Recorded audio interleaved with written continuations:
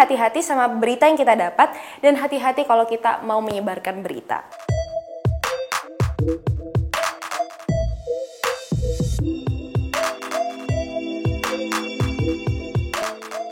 Hai, balik lagi sama gue Revina VT di Atorindo, mengulas aturan dan institusi negara dengan tajam dan terpadu. Kali ini kita mau berterima kasih sama Undang-Undang ITE.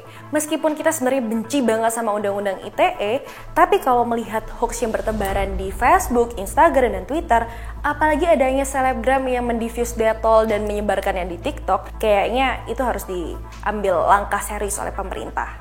Anti-coronavirus check. Sediain aqua steril.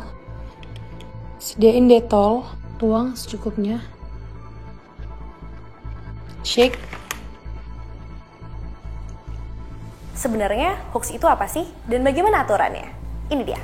Hoax berdasarkan KBBI adalah berita bohong. Dan ini sudah diatur dalam Undang-Undang ITE dalam pasal 28 ayat 1. Setiap orang dengan sengaja atau tanpa hak menyebarkan berita bohong dan menyesatkan yang mengakibatkan kerugian konsumen transaksi elektronik. Dan sanksinya diatur dalam pasal 45A ayat 1 Undang-Undang ITE, yakni pidana penjara paling lama 6 tahun dan denda maksimal 1 miliar. Kalau misalkan teman-teman bertanya, sebenarnya pemerintah ini fair nggak sih menghukum orang-orang yang menyebarkan hoax itu di masa-masa kayak gini? 1 miliar lagi, apakah itu adil?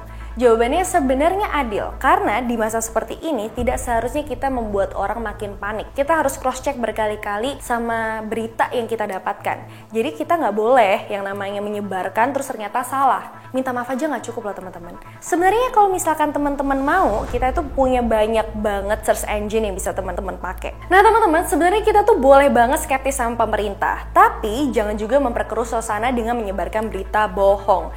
Di masa seperti ini, kita tuh nggak boleh menyebarkan berita yang bakalan bikin orang makin panik. Jadi wajar kalau pemerintah mengancam pidana dengan 6 tahun penjara ataupun 1 miliar. Nah teman-teman jangan salah, meskipun kalian bukan pembuat, tapi kalau kalian turut menyebarkan, kalian juga bisa dikenakan pasal 28 dan 45 Undang-Undang ITE. Jadi hati-hati sama berita yang kita dapat dan hati-hati kalau kita mau menyebarkan berita. Nah gimana, teman-teman sudah pernah menyebarkan hoax atau mau nyobain jeruji penjara? Kalau misalnya kalian gak mau, mending cepetan komen, like, dan subscribe karena kita butuh duit.